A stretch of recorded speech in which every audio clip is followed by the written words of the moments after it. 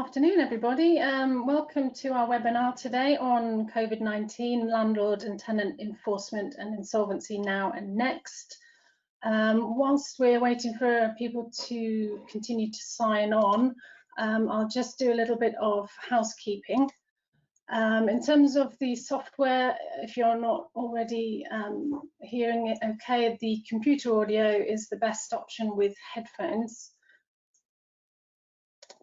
And if you do have any issues, please use the hand button to notify one of our organisers who will try and help you. And lastly, we have the questions box where you can add questions throughout, and we will try and answer as many as we can at the end of the session. So I'll get started. I'm Helena Bannister. I'm a partner in the property litigation team at Waitmans. I will kick off the first session, which is discussing current COVID-19 restrictions on landlord and tenant enforcement and some practical solutions. Charlotte Collins, also a property litigator, will then cover what might happen next once enforcement measures are lifted, the restrictions are lifted. And then Oliver Nelson and James Moore, who are both partners in our insolvency team, will deal with the insolvency issues, including the new corporate insolvency and governance bill. So please do post questions. We will try and answer as many as we can, and you will also receive a copy of the slides at the end of the talk. So, what's the current position? I'll start off with business tenancies. Section 82 of the Coronavirus Act has been brought in to protect tenants from having leases forfeited for non-payment of rent. So a landlord's right to forfeit for non-payment of rent may not be enforced, whether by court action or otherwise. So that includes peaceable re-entry or the issue of a claim from the 26th of March until at least the 30th of June. There is provision for that to be extended. We haven't heard, someone's already asked this as a question, we haven't heard that the government is intending to extend the 30th of June deadline, and it may be that they, with the relaxation of lockdown, that they intend to end that protection, but we don't know, we'll have to wait and see. At the moment, that moratorium will also include a ban on enforcement of any existing forfeiture orders. So it's worth noting for Section 82, the definition of rent is very wide. It includes not only any sum payable under the lease reserved as rent, but basically any sum payable under the lease. So it will include other payments such as service charge, insurance contributions, etc.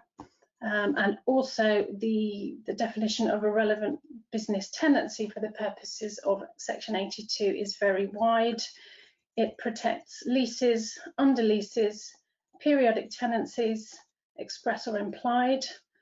It also protects agreements for lease or under lease, and also contracted out leases.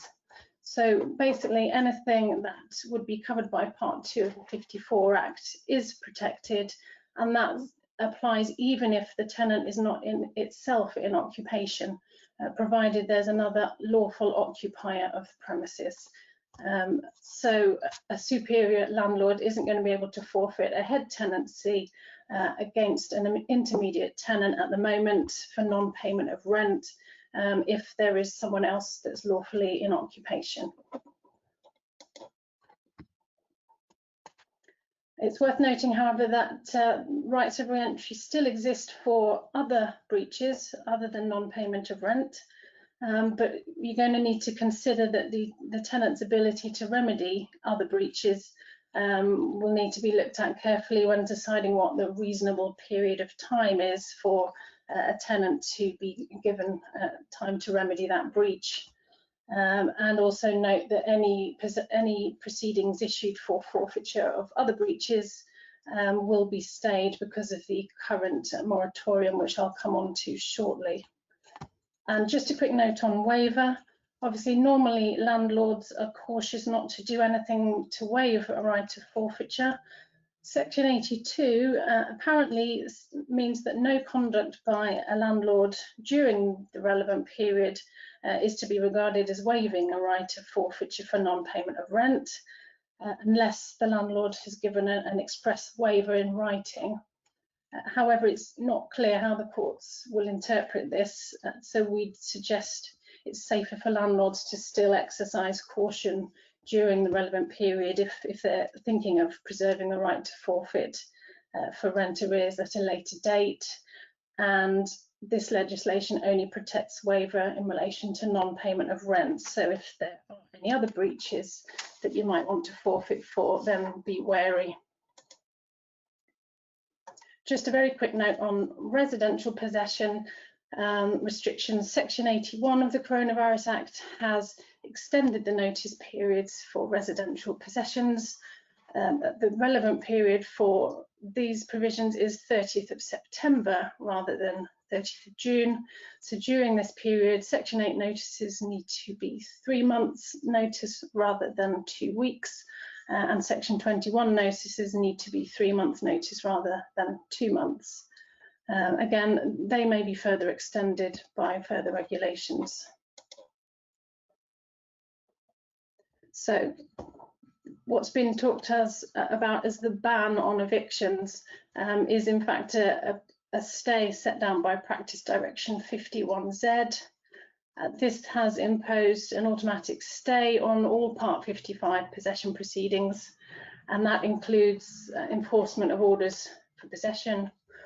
So initially that stay was for 90 days, which expired on 26th of June, but as of last Friday's press release, the government has announced that this ban on evictions is to be extended to the 23rd of August. The formalities haven't been put in place yet. They're expected in the next couple of weeks, but for all intents and purposes, we need to now be treating all possession matters as stayed to the 23rd of August. That stay applies to residential and commercial possessions, subject to some exclusions, which include possession against trespassers or persons unknown, and where injunctive relief is sought. There have been 2 recent Court of Appeal cases which have questioned the validity and the terms of the stay, but both failed to overturn it. The second case confirmed that the stay also applies to appeals against pre-existing possession orders, and it's been stated that the stay will only be lifted in exceptional circumstances. A quick note on restrictions on commercial rent arrears recovery, or CRA. And that's obviously where you can seize tenants' property to sell to meet rental debts. Changes have been made via that statutory instrument set out in the slide. You now need to have 90 days worth of unpaid rent or more before you can use CRA, whereas normally it would be 7 days. And again, that's in place until the 30th of June at the moment. So tenants might want to revisit this on the June quarter day, and if possible, try and pay part of the rent arrears just to keep them below the 90-day limit. A quick note on statutory demands and winding up petitions. James and Oliver are going to cover this in more detail shortly, but there are some provisions which have been brought in to prevent those measures being taken where tenant is unable to pay rent due to COVID-19. So court process. The courts are open and they are conducting some hearings remotely, but they are prioritising work which must be done as against may be done.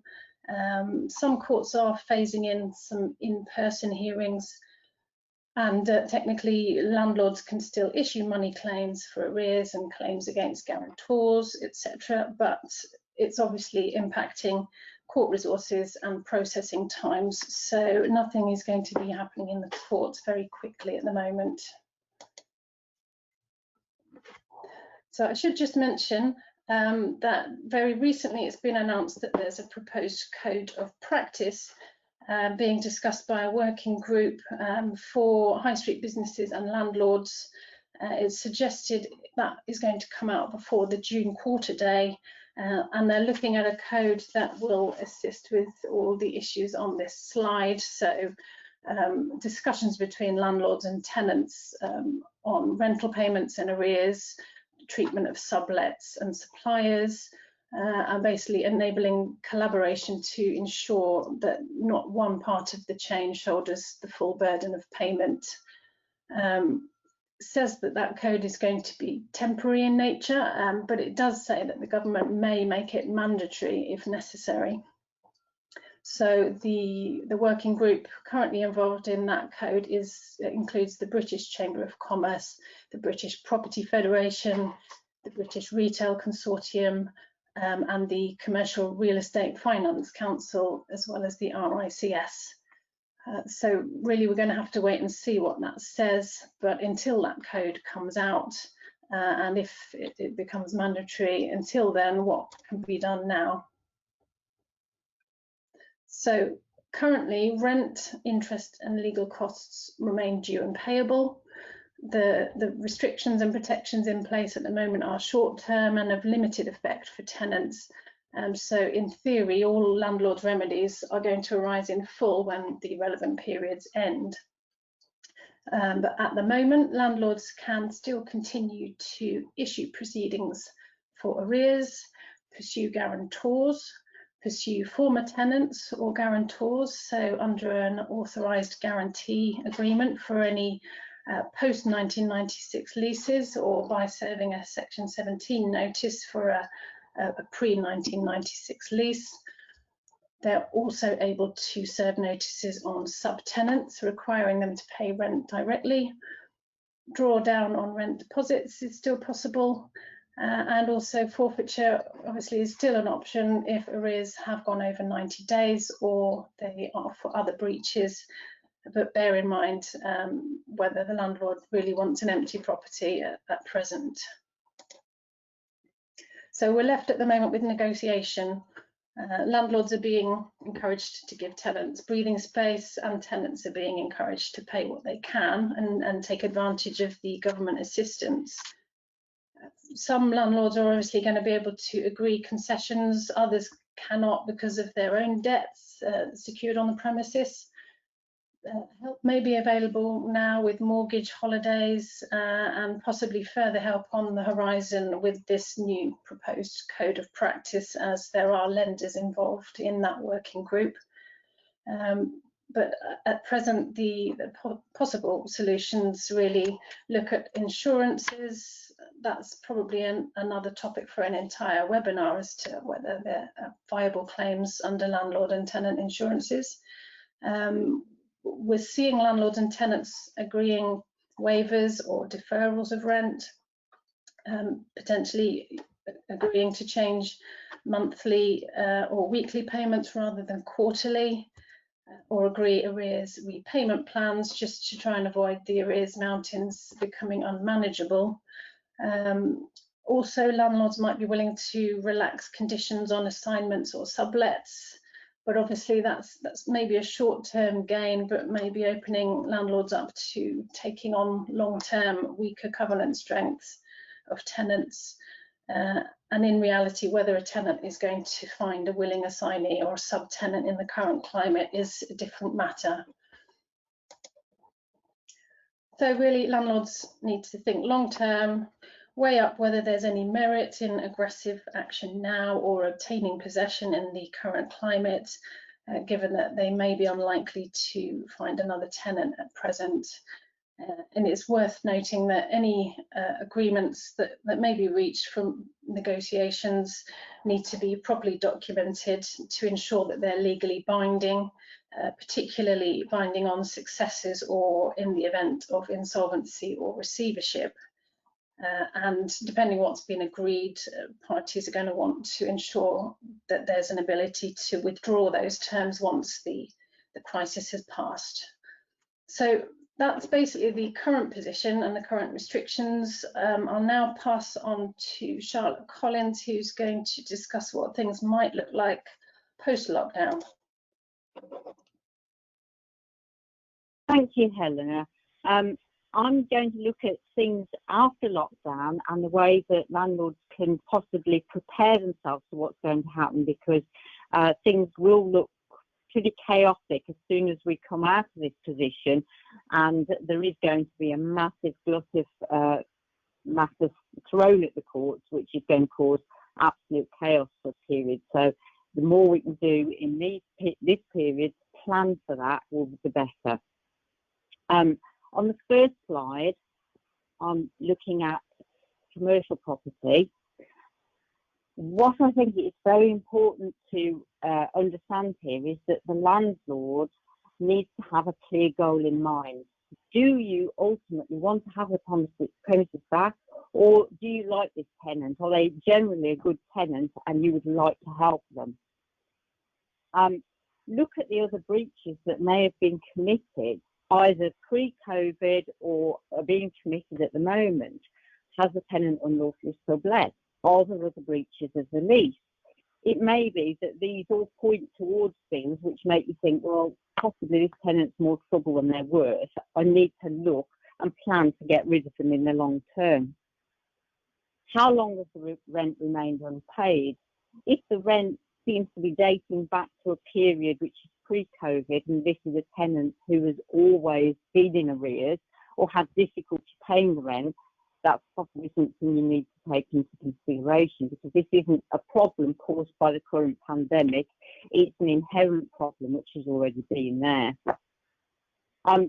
Was the business in difficulty prior to COVID-19? Was it a new startup business? Is it likely to pick up very quickly now? These are all things that you need to look at and weigh up when you're trying to work out what your goal is and your ultimate aim. Do you want to keep this tenant, or would you like to find a way to get rid of the tenant in the long term? The next slide is looking at the landlord's approach. Nature of the business. Is this likely to recover from lack of trading quickly, or unlikely to survive at all? By way of example, hairdressers, they've had no business at all for several months, but there's going to be a massive demand any second, and they will all start trading again very quickly. Leisure industry may take time because of the restrictions to pick up and start paying rent to you. So you need to look very carefully at the nature of the business. Was it a successful business before this happened? And if so, is it likely to pick up quickly? Don't be unrealistic if this is a tenant that you want to keep. You want to help the tenant as much as you can, but by the same token, you've got to look at, does the landlord, do you really need this money, and in what sort of time frame do you need it? You might say to the tenant, okay, I'd like to give you 6 months to make up the rent which hasn't been paid. You might stretch it to 12 months, but if it's a business which has had no income at all for a very lengthy period, that may not be realistic. And you need to look at whether you can afford to be as accommodating as they need you to be.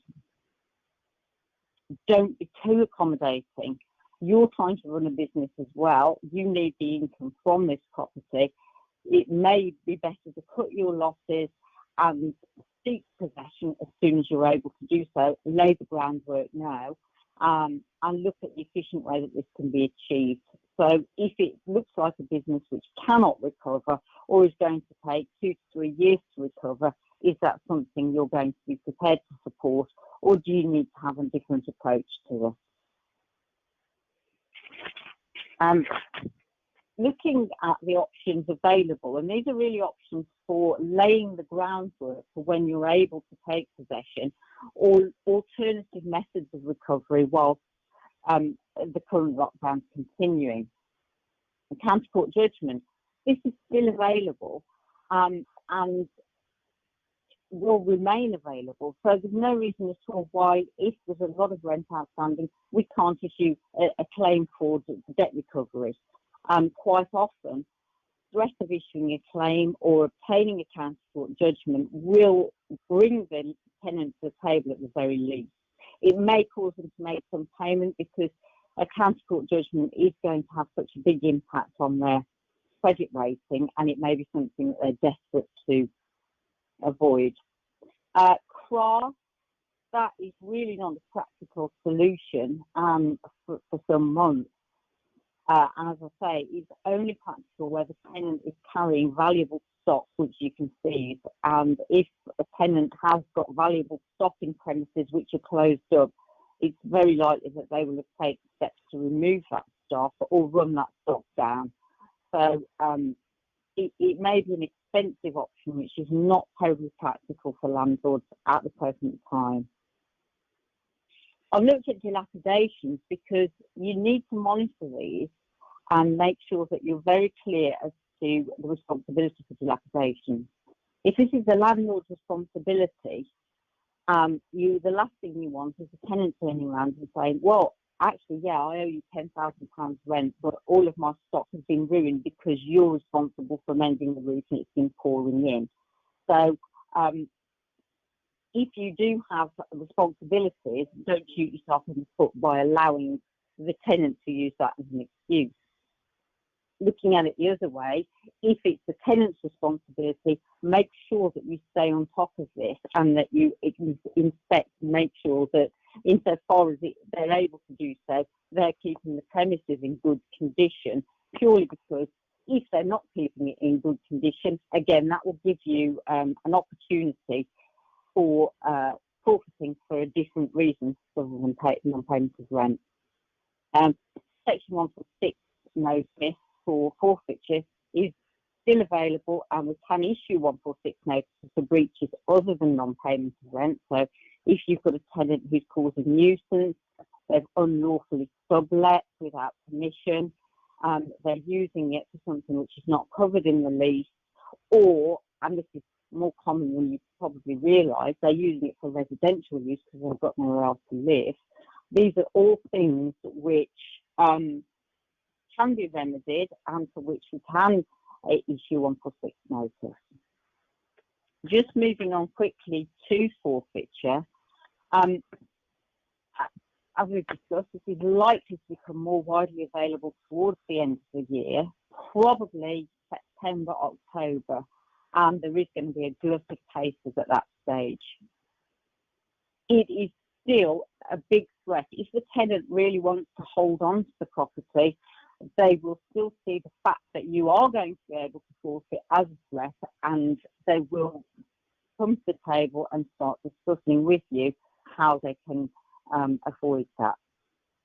The other thing is a lot of tenants will have been receiving government funding if they're self-employed and should have been applying some of their income towards the rent.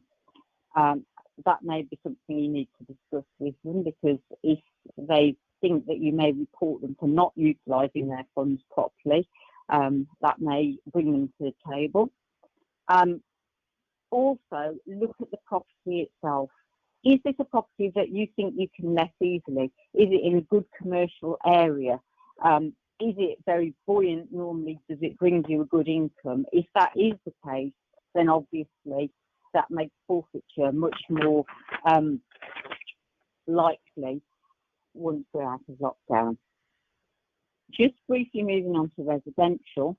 The options for residential at the moment are fairly limited. As Helen has said, we can still issue debt proceedings and obtain a county court judgment. You can look at withdrawal of services for long leasehold properties, but only in circumstances where the withdrawal of services is stated in the lease to be provisional upon payment of service charge. So if the service charge leads to the services and it says unless you pay the service charge you don't get the services, then that's something you can look at, although it's very difficult to withdraw services from those people in arrears and retain the services for the rest of the block. Much easier for a leasehold house.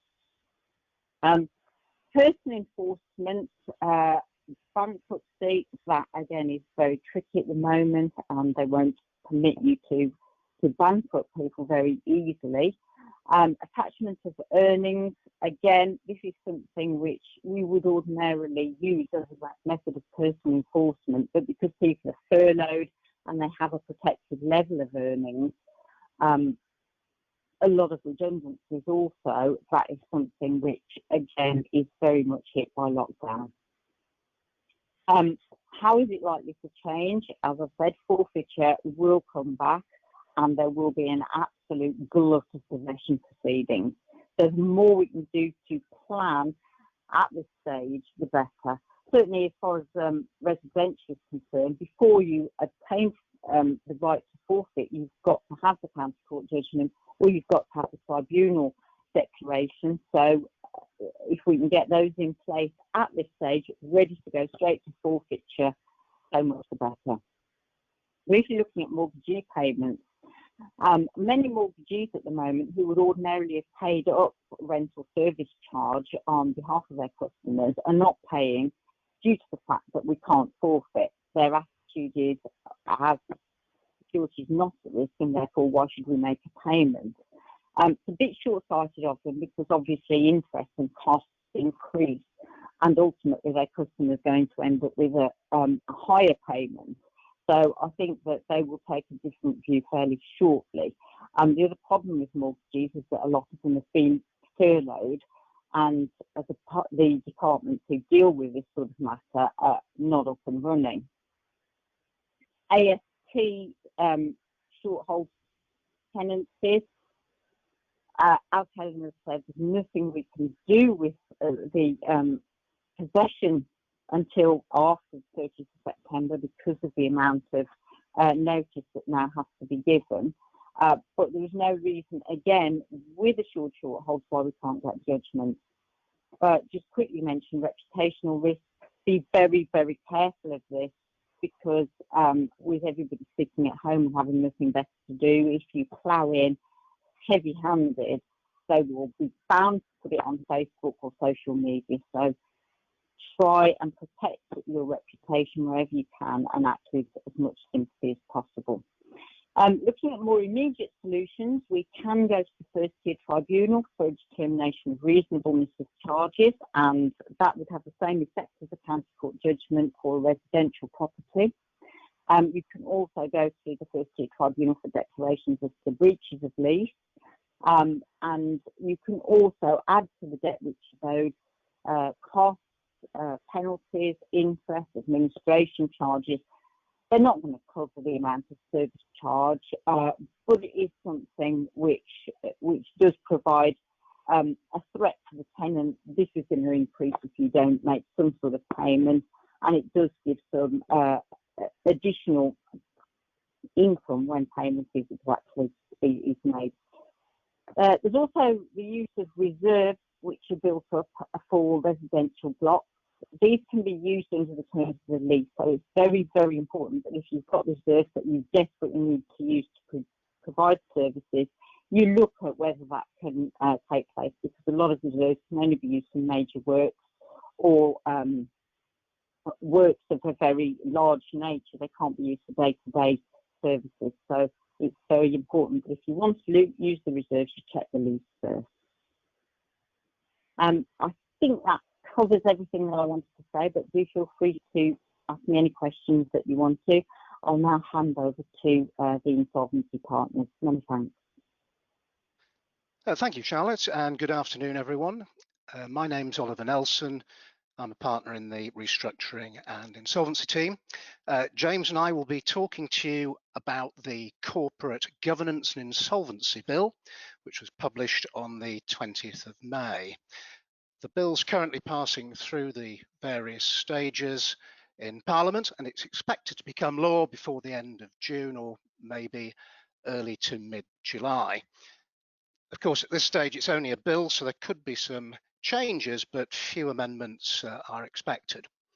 So the stated aim of the bill was to help companies maximise their chances of survival, protect jobs and support the economy.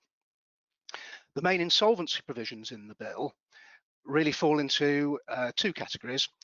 First, temporary provisions. These include the suspension of directors' suspension of directors' liability for wrongful trading, and that's retrospective from the 1st of March. And secondly, a prohibition on the presentation of winding up petitions from the 27th of April 2020, unless the creditor can show that coronavirus has not worsened the financial position of the company. Then there's two main permanent provisions in the bill. One is for the introduction of a new moratorium with monitoring by an insolvency practitioner and court oversight. And the second is a new restructuring scheme, including a cross-class cram down. That's where dissenting creditors can be bound. The permanent provisions have actually been anticipated for some years, and they effectively will be additions to the insolvency and restructuring toolkit.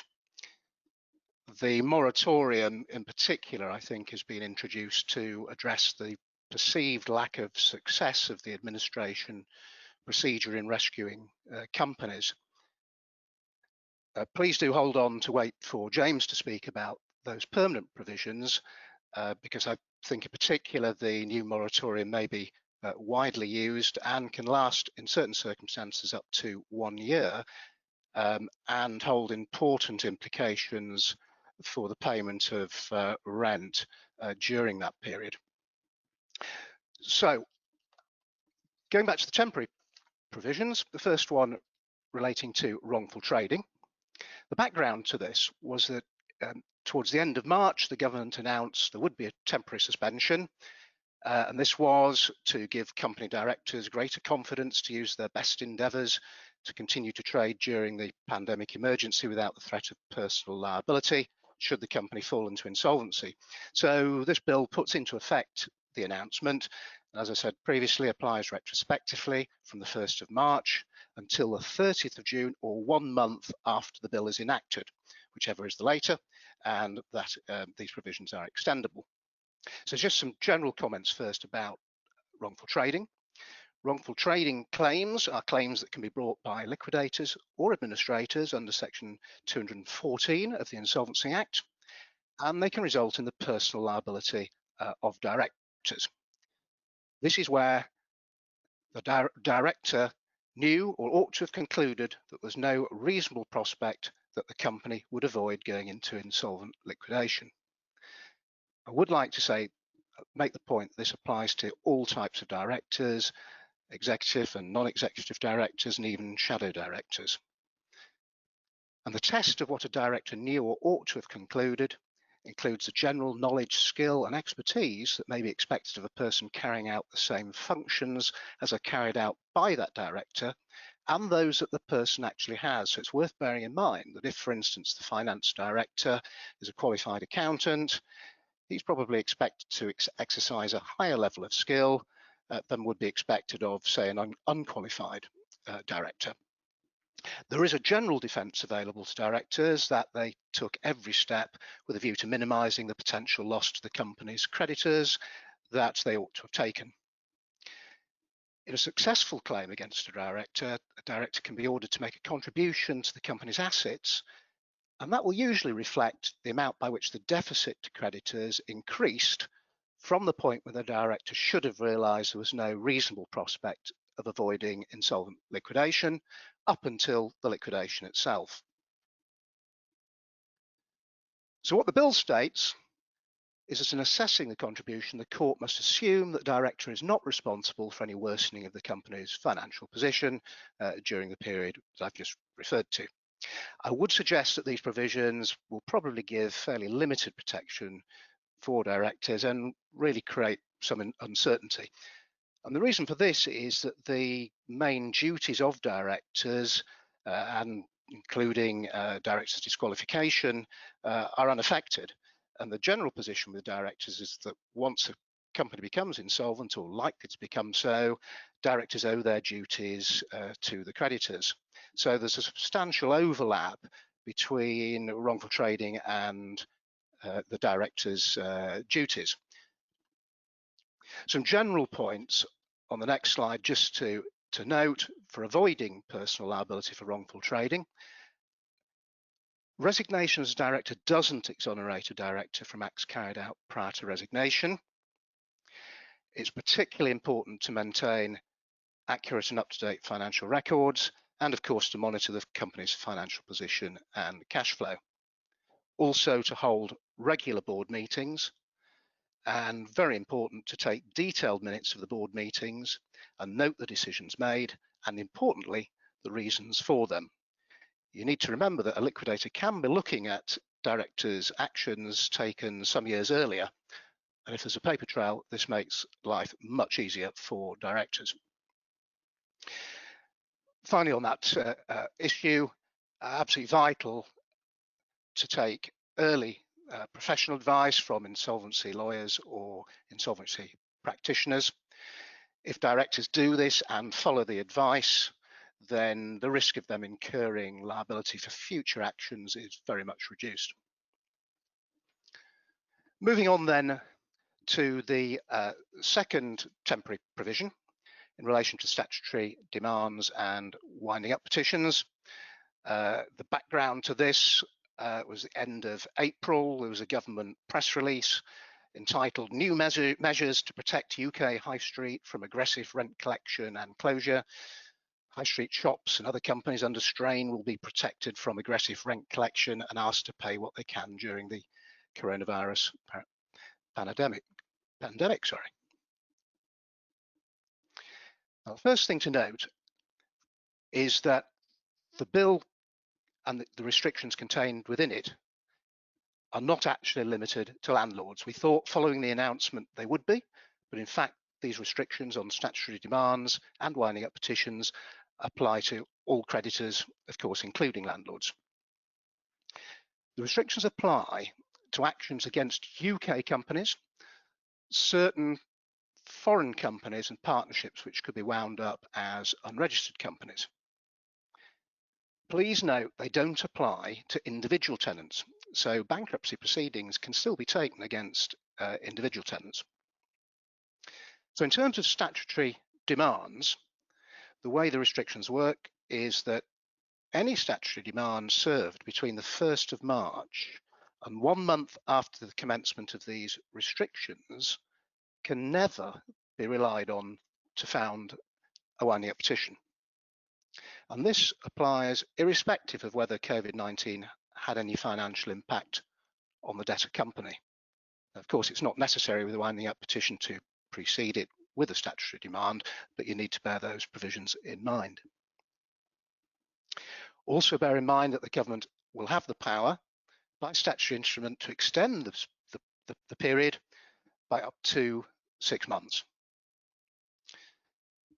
So in relation to issuing winding up petitions between the 27th of April and again 1 month after commencement of the restrictions, creditors may not present a petition without reasonable grounds for believing that the company would have been deemed insolvent even if COVID-19 had not had a financial effect. Note again that these provisions could be extended by up to 6 months, and my feeling is that they probably will be, if not for the entire 6 months, probably 2 to 4 months. In relation to a petition, if a creditor is brave enough to issue one at the current time, the petition must contain a paragraph stating that the creditor considers that the conditions are met. Of course, the problem that creditors have here is that they usually have limited financial information about the debtor. Also worth noting, the petition can't be advertised until such time as the court has made a determination in respect of whether it's likely the court will be able to make a winding up order. So in practice, there will have to be a hearing prior to advertisement of the petition. Note also that even if the creditor does have reasonable grounds for believing the matters are mentioned, if the court takes a different view and it's not itself satisfied on the balance of probabilities that the basis of the company's deemed insolvency would have arisen regardless of COVID-19, the court cannot then make a winding up order. Moving on to the next slide, perhaps the most surprising and draconian aspect of the bill is that it affects petitions already presented and winding up orders already made between 27th of April and they're coming into force the restrictions. So what it provides is that any orders made during the period can be undone unless they would have been acceptable under the new law. So this will actually involve rescinding, winding up orders that have already been made and dismissing the petitions, and potentially ordering petitioning creditors to pay costs. Just a point about Section 127 of the Insolvency Act, that usually applies to render distributions of company's property void unless it's validated by court order, where they take place after the presentation of the petition up to the time the winding up order is made. Under the bill, Section 127 will not apply. So the upshot of all this is, as intended, that it's made it extremely difficult and risky at the current time for a landlord creditor to issue a petition. So that's it about the temporary provisions, and I'll now hand over to James, who's going to talk about the two main permanent provisions of the bill. Thanks, Oliver, and afternoon, everybody.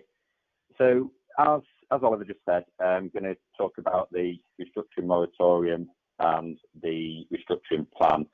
I'll spend a bit more time on the restructuring moratorium, primarily because that is highly likely to be seen more and more relevant, particularly in a landlord-tenant scenario.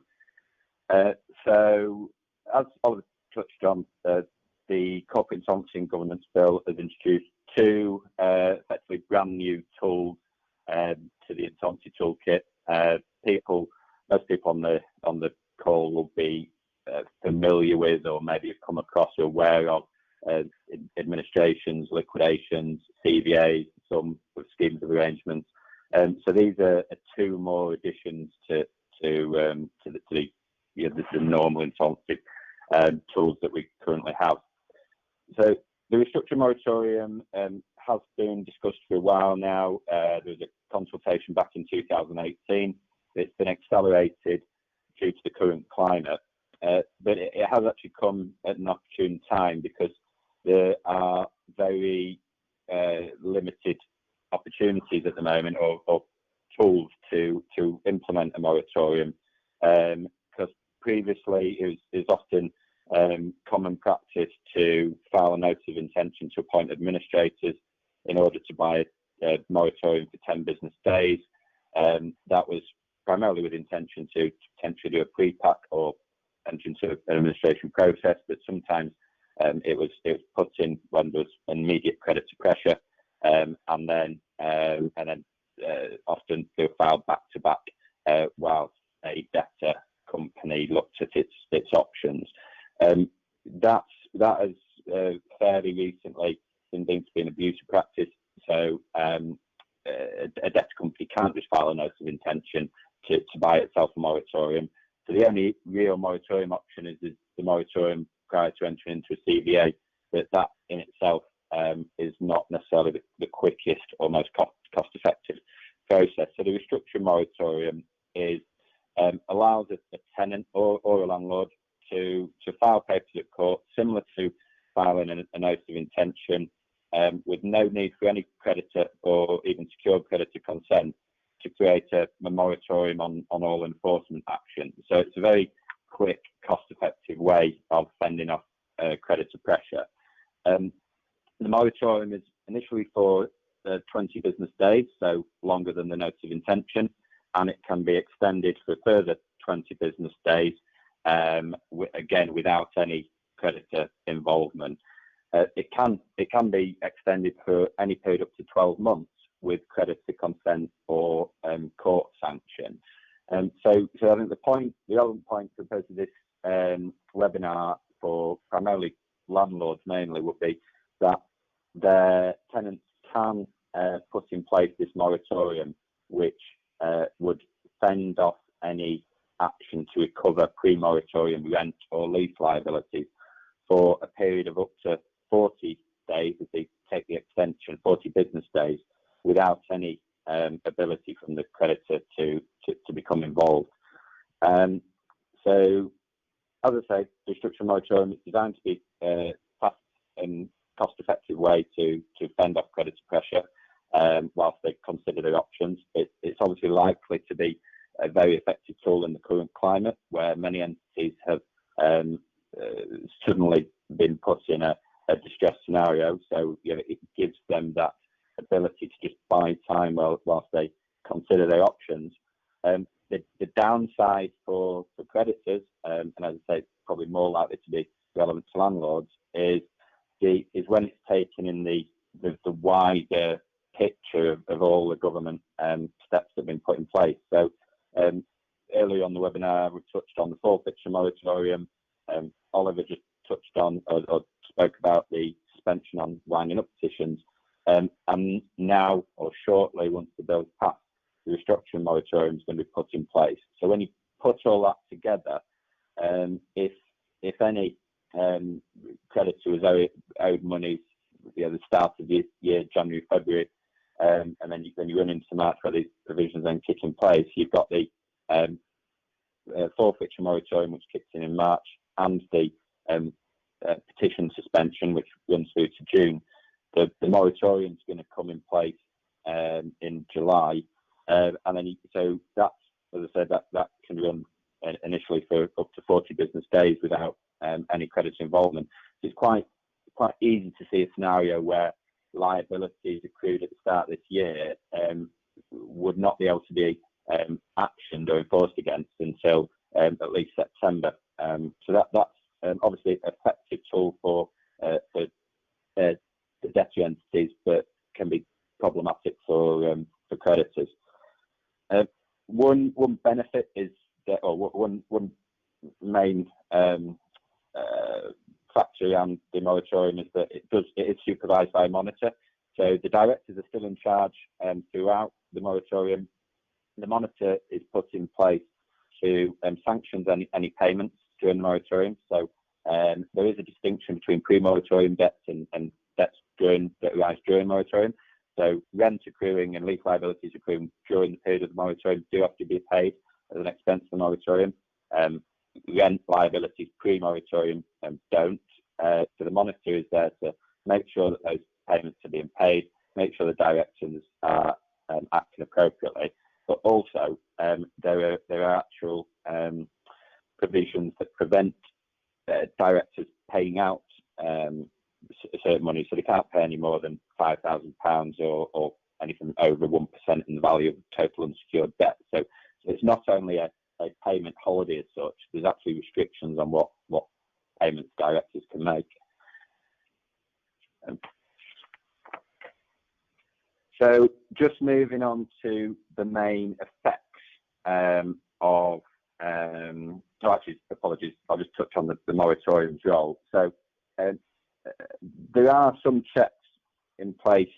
A company does have to have approached an insolvency practitioner to be able to put a restructuring moratorium in place, and a monitor does need to be confident and be able to state that as a result of the moratorium being put in place, they expect to be able to rescue the company as a going concern.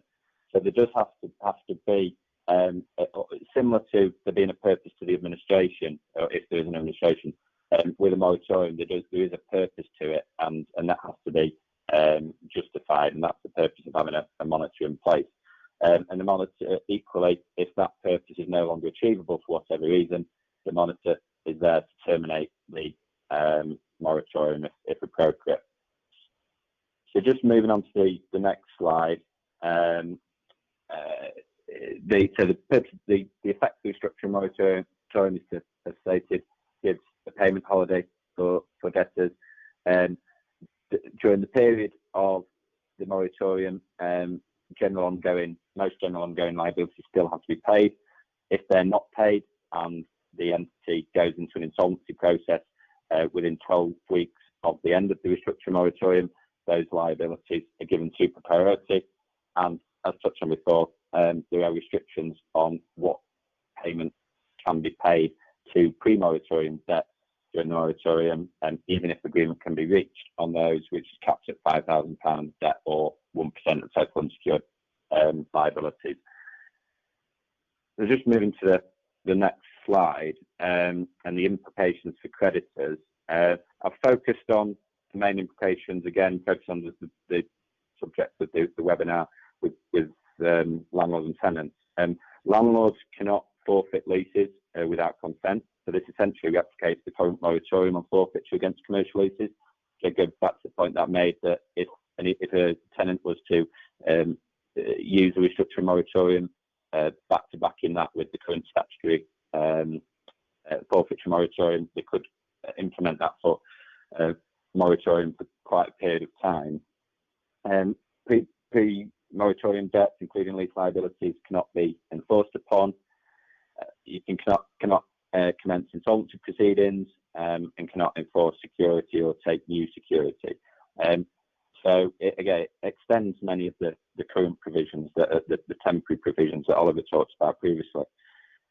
So just moving on to some practical tips that primarily landlords would need to consider. So review rent deposit deeds. Most rent deposit deeds should be okay, but some are drafted in a way where the tenant retains title to the deposit.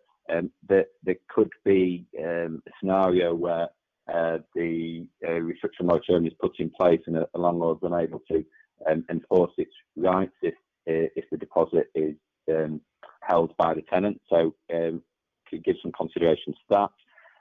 Review events of default clauses. Obviously, the new tools that have been introduced, they won't be referred to in event of default clauses. They will most likely be covered by some of the sweeper provisions, but it's probably best to have them specifically stipulated. But also flagging the provisions that we haven't been able to touch on today in the corporate insolvency governance bill is that termination clauses upon insolvency have effectively been voided by the new bill. So you have to consider it in light of those provisions as well. And also consideration of acceleration of lease liabilities, because liabilities that fall due during the period of the moratorium are payable as an expense of the moratorium. Whilst it's not crystal clear how it will play out in the current drafting of the bill, it's worthwhile giving some consideration to whether lease liabilities can be accelerated in such a way that they fall due during the period of the moratorium. And similarly, that has a similar impact for ROT provisions. So moving on to the restructuring plan, I appreciate we're short of time, so I'll just have to whiz through this. But these are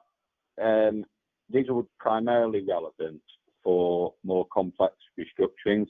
For those who haven't come across a scheme of arrangement, the restructuring plan is very similar to a scheme of arrangement, and back to that, a scheme of arrangement is sort of similar in concept to a CVA, other than it can cover secured creditors, and it also classifies certain creditors into groups with similar purposes. So, as I say, the restructuring plan mirrors the scheme of arrangement, but with the main addition that the courts can sanction the scheme, even if a class of creditors have voted against it. So the restructuring plan only actually needs one class of creditors who are in the money, i.e. have a financial interest in the outcome, to vote in favour. And if the other classes voted against, then the court could, in theory, sanction it, provided that a couple of provisions are met on the next slide. So, if a class of creditors or members vote against the plan, the court can still sanction the plan if two conditions are met. That's that none of the members of the dissenting class will be worse off than under a relevant alternative. So, for example, if the alternative was liquidation, and if a class of creditors, for example, landlords, voted against the scheme, but in a liquidation they were no better off, then that would satisfy that provision. and then at least 75% by value of a class of creditor members which will receive a payment in such alternatives that have still voted in favour. So again, in that example, if 75% of the landlords voted in favour, the court should sanction the plan. So the whole point really of a restructuring plan is to put a scheme in place where you have dissenting groups of or classes of creditors, where the overarching purpose or outcome of the plan is beneficial to creditors. So it's really to avoid difficult groups of creditors vetoing a proposal which will otherwise benefit the other creditors as a wider group. So I better hand back to Helena, because I know there's a few quick Q&As outstanding.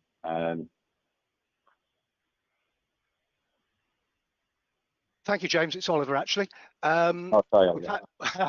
We've got a little time, not much, though, for questions. We've had a lot of questions, and apologies if we don't get to yours, and we will try to answer them afterwards. So there's one here for Helena. Could it be possible for a tenant to argue their lease has been frustrated by being unable to use premises due to COVID-19? Thanks, Oliver. The answer to that question is yes. Frustration is a possible argument. It's generally one which renders the performance of the contract impossible or radically different than that was originally contemplated by the parties. It's normally not the fault of either party. So it's debatable. Tenants might try to argue frustration, but courts have historically set the bar very high to prove that. It might be a more feasible argument if it's a very short let for a particular purpose, perhaps a university accommodation let for a term where the university's been closed the entire time. Possible arguments, but I think probably doubtful prospects of success on that one. Thanks for that. And we've got one here for James. Are landlords now likely to see more restructuring moratoriums and plans than CVAs?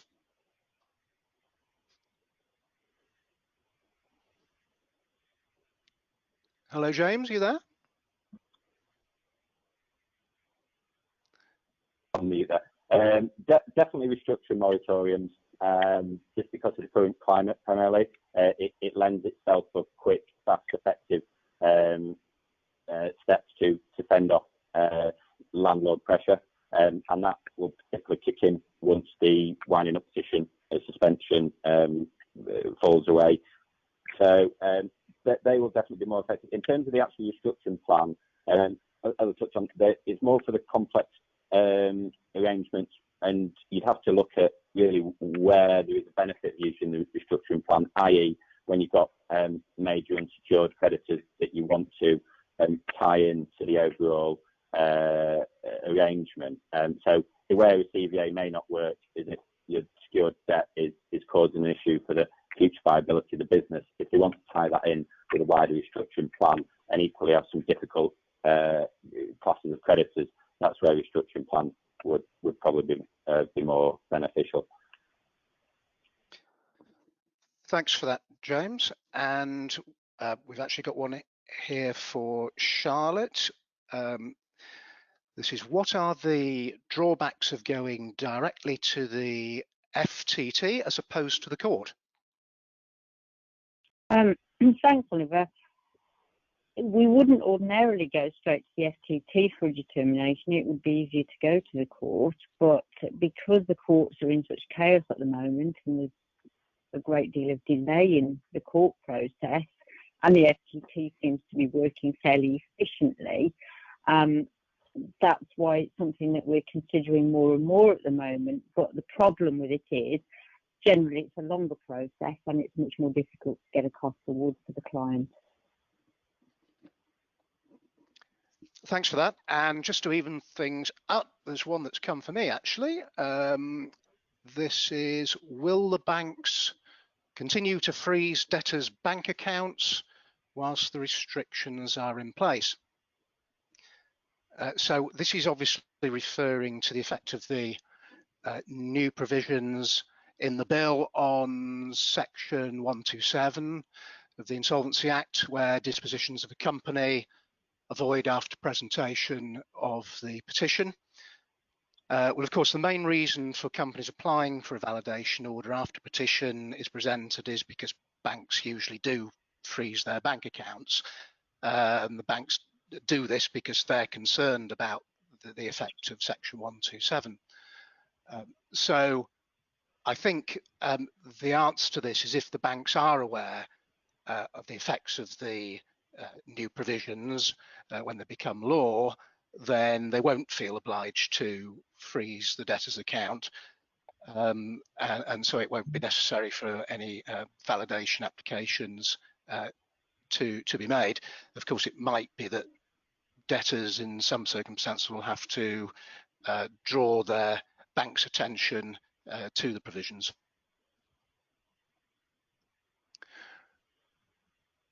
Well, I think we've more or less reached our time now, so I will pass over to Helena to wrap things up. Thank you, Oliver, and thanks to all our speakers today. Thank you everyone for joining the webinar. As I said, we will send copies of the slides to you. For the questions we haven't answered, we will try and come back to you directly, and also do please contact us by email if you have any further queries after the session. So thank you everyone for joining us, and goodbye.